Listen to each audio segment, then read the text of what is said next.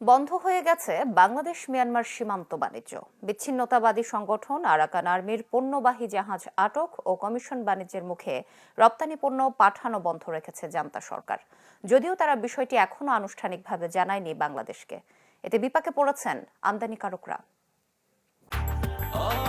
Breakfast, tiffin কিংবা snack টাইমে মজাদার আয়োজন মানে অল টাইম ব্রেড।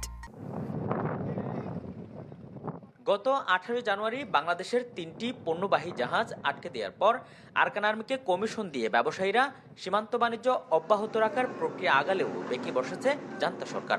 আরাকান আর্মিকে এ সুযোগ না দিতে সম্প্রতি ইয়াঙ্গুন থেকে পণ্য রপ্তানি বন্ধ করে দিয়েছে তারা। ব্যবসায়ীরা জানান, গত 21 জানুয়ারি ইয়াঙ্গুন থেকে ইলিশ সহ 100 টন মাছ নিয়ে রওনা দেয় একটি জাহাজ, কিন্তু সেটি আকিয়াব এলাকা থেকে ফিরিয়ে নিয়ে যায় জান্তা। মাছে পড়ছিল কাঁচা মাছের আর কি, এদিকে যেহেতু আগের ছাড়া নাই, তো এটা কাঁচা মাছ এখানে থাকলে তো আবার অনেক নষ্ট হয়ে যাবে, সেজন্য আগে থেকে আগে চলে গেছে, এটা এদিকে আসেন। কর্তৃপক্ষের তথ্য মতে 2023-24 অর্থ বছরে টেকনাফ স্থলবন্দর দিয়ে মিয়ানমার থেকে পণ্য আসে 78,557 টন। নতুন সংকটের কারণে আমদানি তো বটেই, হুমকিতে রপ্তানিও। বন্দর কাজকর্ম কমে গেছে আর কি, একবারে কাজ নাই বললেই চলে। তা এখন বর্তমানে যে রেভিনিউ হচ্ছে তা 15 ভাগের 1 ভাগ বা 12 ভাগের 1 ভাগ। প্রথমত হচ্ছে ওদের ব্যবসায়ীদের যদি কোনো ক্ষতি হয়, আরাকান আর্মি যদি কোনো ধরনের ফায়ার করে, এটা ক্ষতি হতে পারে। হয়তো আরাকান আর্মিরা এটা একটা অর্থ উপার্জনের এটা মাধ্যম হিসাবে ওদেরকে কাজে লাগাচ্ছে। সেন্ট মার্টিনের নাইকুন্দিয়ায় সাগর ভরাট হয়ে যাওয়ায় ইয়াঙ্গুন থেকে পণ্যবাহী জাহাজ আসার পথে মিয়ানমার সীমানা ঘেঁষে আসতে হয়। ফলে আরাকান আর্মির জাহাজগুলো ধরে নিয়ে যাচ্ছে।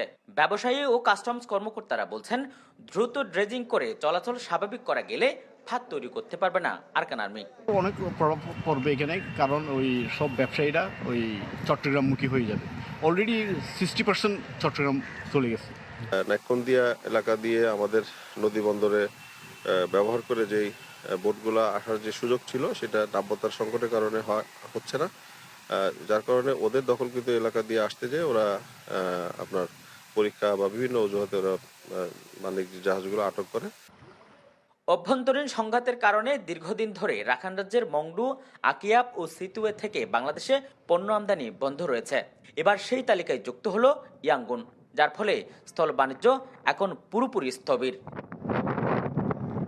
আজিম নিহাত, চ্যানেল 24, কক্সবাজার।